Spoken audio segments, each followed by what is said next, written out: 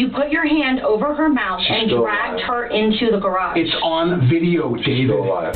She burnt. Somebody probably set the cone for or something. I don't know. She just come out of the woods to my house. These are the most insane cases you have ever seen, starting with the most disturbing moments in teen Carly Gregg's mom murder trial. She what? She killed her mom! She killed her mom? Yeah! In March 2024, 15-year-old Carly Gregg went on trial for the alleged murder of her mother, Ashley Smiley, and the attempted murder of her stepfather, Heath Smiley. Prosecutors argued that Carly shot her mother in the neck after Ashley discovered secrets Carly had been hiding, including her use of marijuana and burner phones. The state presented evidence that Carly then texted her friends, asking them to come over, and when one arrived, Carly showed her mother's dead body and confessed to the killing. She also stated she had 3 more waiting for her stepfather. When Heath Smiley arrived home, Carly shot him in the shoulder during a struggle. During the trial, the prosecution detailed the events of the day. We're here because on March the 19th, 2024, Carly rode to school with her mother that day. Ashley was a school teacher at Northwest Rankin, taught geometry. Carly was in the 10th grade. You'll hear that morning, she got in a little altercation with one of her friends, cussed him out.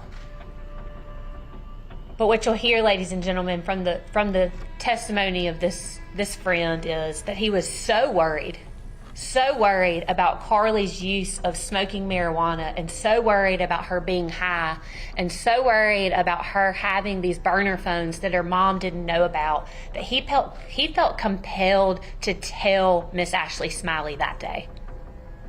Ladies and gentlemen, after the incident with Carly that morning, you'll hear that he gets in touch with another friend, and he's like, hey, you got to keep her distracted so I can go tell Miss Smiley what's going on. Ladies and gentlemen, this friend cared about Carly. He was like, I gotta intervene. I gotta tell her. I'm afraid of what's happening.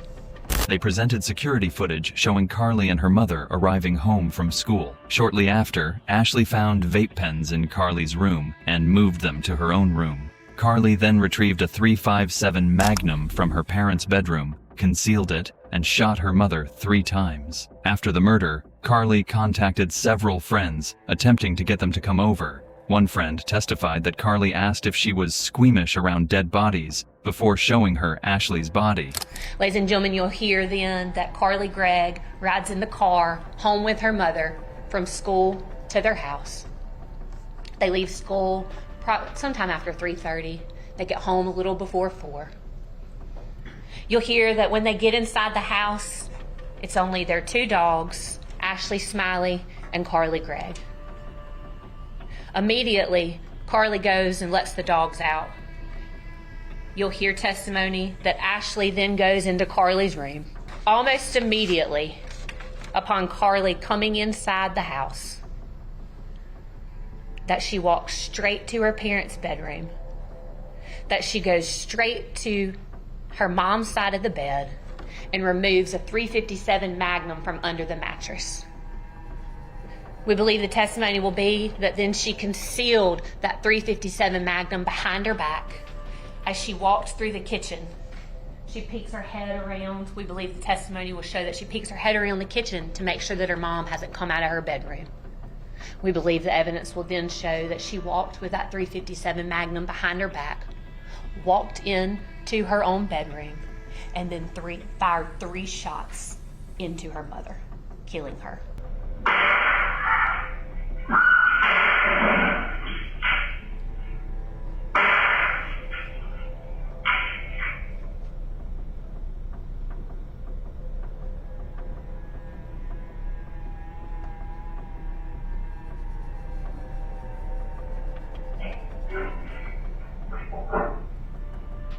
The defense, while acknowledging Carly's actions, argued that she was suffering from an undiagnosed mental illness. They emphasized that Carly had no prior criminal history and was an exceptionally bright student. They presented evidence that Carly had been self-harming and had been taken to a therapist. They also highlighted the loving relationship between Carly and her parents, stating that Carly's stepfather continued to support her. It is undisputed that Carly loved her mom. You never heard the testimony of one person in this case who said otherwise. It's undisputed that Carly had no history of violence prior to March 19th. Nothing you heard There is no evidence that tells you otherwise. It's undisputed that Carly Gregg loved her stepdad. In fact, he was the only dad she really ever had. No one told you otherwise. It's undisputed that Carly Gregg believed her father had a mental illness, bipolar disorder and schizophrenia. Carly was afraid of her dad. She knew he was an unsuccessful man. She knew he was abusive. She didn't like being around him. She didn't want to be like him.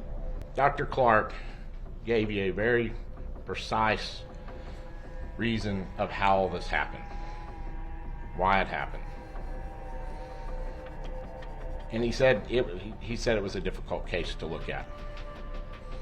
Heath Smiley testified about his wife, describing her as a devoted mother and teacher. He recounted the events of the day, including receiving a text message from his wife's phone, which he suspected was actually from Carly. The prosecution presented body cam footage from the responding officers, showing Heath Smiley's distress and the discovery of Ashley Smiley's body. Hey buddy, listen to me, okay?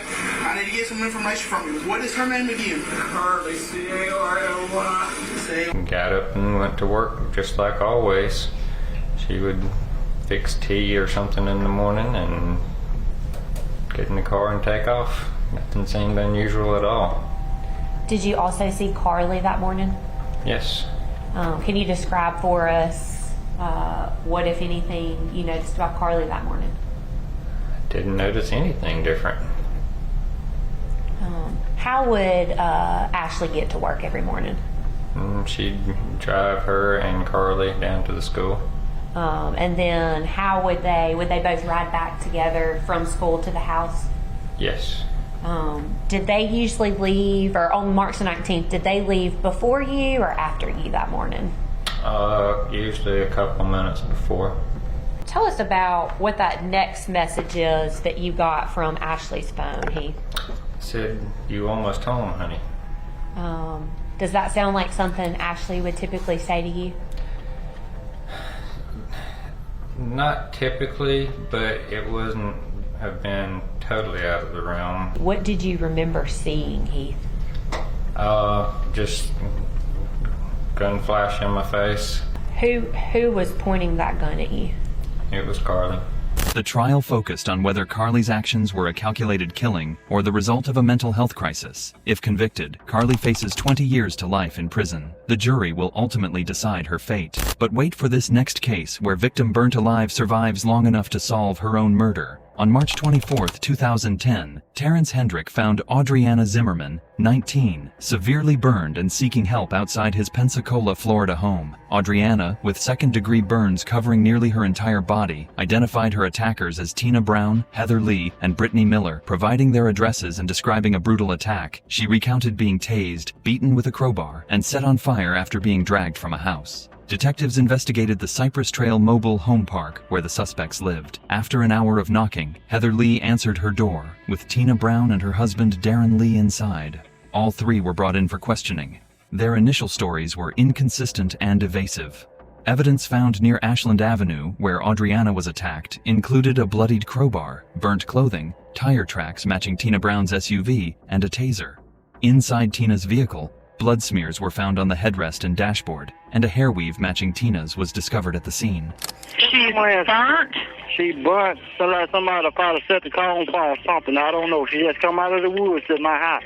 Can you tell me what's going on? Huh? Can you tell me what's going on? Just hang tight, okay, dear? Okay.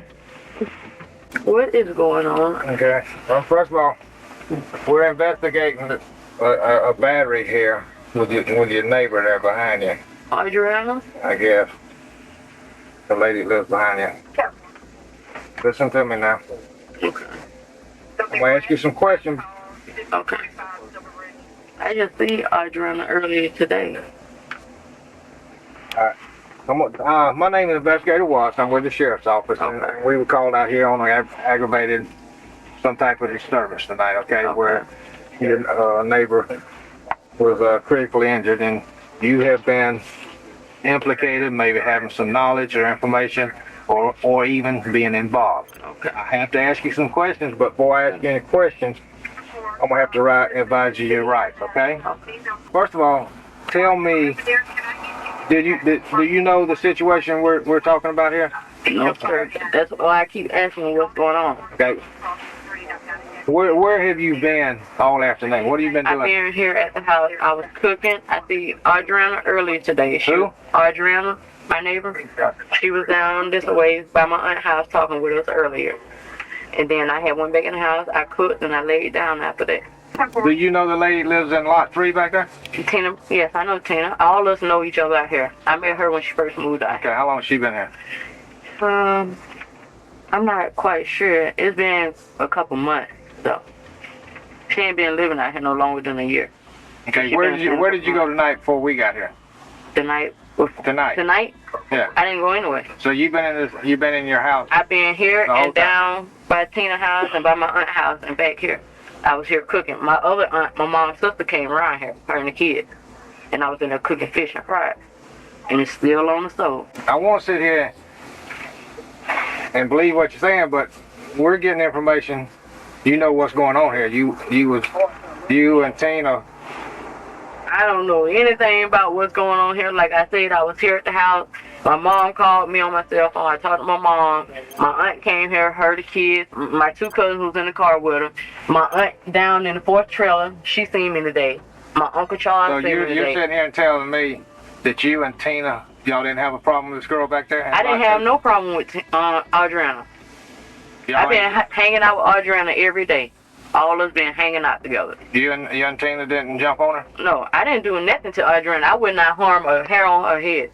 Your wife tells me this story about Tina coming in, saying the cops are outside, and that y'all look out and you see the cops surrounding Miss Zimmerman's trailer. And she says for y'all not to answer the door. Now, I don't recall any of that conversation going on in yours. Now, I do remember you saying y'all didn't answer the door because it was police. Yeah. Tell me about that. I don't want to say the police was out there. Okay, so you don't recall Tina coming in and saying that the police are outside? Tina was already in the house. Because your wife tells us that you and her at home alone, Tina comes barreling in and saying, hey, the cops are outside. And y'all see the cops outside, and Tina's saying, don't answer the door. No, that's a lie. That's a lie? Yeah. Okay. So, tell me what happened tonight. Nothing happened that I know of. As Adriana lay in a coma, Tina Brown began confessing to others. A family member in Illinois reported Tina's phone call, detailing how she, Brittany, and Heather attacked Adriana. Tina admitted to setting her on fire after she tried to escape. She also asked a friend to kill Adriana in the hospital. Another person reported that Tina and Brittany were trying to coerce her into taking a polygraph test for Brittany. Adriana Zimmerman died on April 8, 2010. Tina, Heather, and Brittany were arrested. Investigations revealed the motive: jealousy and accusations of infidelity. Adriana was involved with Heather's husband, Darren, and had accused him of sleeping with Tina. The trial revealed that Tina lured Adriana to her trailer, where she was repeatedly tased, beaten, and eventually set on fire. You, Brittany, and Heather got in a verbal altercation, a physical altercation with Adriana Zimmerman. Okay. The fight kind of escalated a little bit, got out of hand. She was attacked with a pry bar, whatever you want to call it, crowbar, and then she was disabled with a stun gun and then set on fire. And all this was supposed to happen in the trailer park and nobody heard it. Not at the trailer. I didn't say at the trailer park. I'm saying during that night. It originated at the trailer park. You, Brittany, Heather, and maybe 1 or 2 other people transported her over to the Ashland Avenue on the gas lines, and that's where the what? What? Ashland Avenue. What is that? It's another road over by the house. And that's where it went bad. We've got information that you're involved in it. Tina Brown received the death penalty, Brittany Miller received life sentence without parole, and Heather Lee received 25 years in prison in exchange for her testimony. But hold on your seats, because this next case is more shocking than the others. In March 2020, Gretchen Anthony's friends and family received alarming texts stating she had contracted COVID-19 and was hospitalized. However, these messages were a facade. When police investigated her Jupiter, Florida townhouse, they found signs of a struggle. A broken key in the garage door, cleaning supplies, shattered glass, and missing security cameras. Gretchen was nowhere to be found. Further investigation revealed that Gretchen was never admitted to the hospital, and the supposed CDC facility did not exist. Her car was found at the hospital, but surveillance showed someone else exiting it. Suspicion fell on her estranged husband, David Anthony, a fitness trainer with a history of erratic behavior. Gretchen and David's marriage, which began in 2015, had deteriorated due to his verbal abuse and delusions, possibly stemming from bipolar disorder. Gretchen had expressed fear for her safety and had recently filed for divorce. David's past included a robbery attempt and resisting arrest. As police searched for Gretchen, they discovered David's phone pinging in the same areas as hers. David was eventually apprehended in New Mexico, driving a truck filled with belongings and Gretchen's phone. He claimed Gretchen was involved in a conspiracy with her employer, Viking Utility, and that she was alive and in hiding. Go ahead and get your hands off the vehicle, please. He rolled his window up. Put your hands up! Hands up! Hands up so I can see him. Keep him up for me, please. Go ahead and place your keys on top of the truck. Keep your hands up. Put them up. Walk towards me. Who else is in the car with you? Turn around. Keep your hands up, please. Another step, please, to your left. You want to take him? Stay right there. There's probably a dog in the car, Sarge. So, all right. So this is about your wife. Okay, I guess she's been reported missing. Last I heard, she was in a CDC facility getting treatment for coronavirus. When's the last time you talked to your wife? She texted me like after I had got out with the last incident. She was like, plead insanity. When did she text you now? A couple days ago. On your cell phone? On my cell. You still have that text message? I do. You do? Where's your cell phone? Yeah. When the last time you talked to your wife, you said it was face-to-face, how was that conversation between the two of you? Was it okay? No arguments or anything like Even though we didn't get along, I love her, you know, and I care for her, and I always try to look out for her, you know. Just can see eye to eye on things, and it's just how things go, you know. But my love for my stepdaughter is like unmatched. You know, I taught her how to ride a bike and shoot a basketball hoop and use her awareness. We have obtained enough evidence to obtain a warrant for your arrest for murder. Okay? I want you to understand that. She's alive. I want you to understand that. And what's most important to us right now is to find out where she is.